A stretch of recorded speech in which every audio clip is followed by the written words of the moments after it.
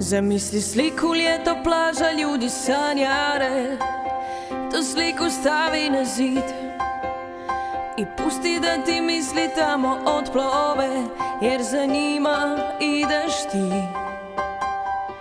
Ja nudim prevoz sasvim besplatno, samo nemoj nikom reći da smo mi ti koji putuju.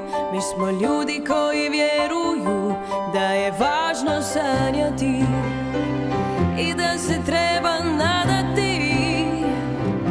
Na sretnom mjestu gradim dom, bar u snovima sam svoj na svom.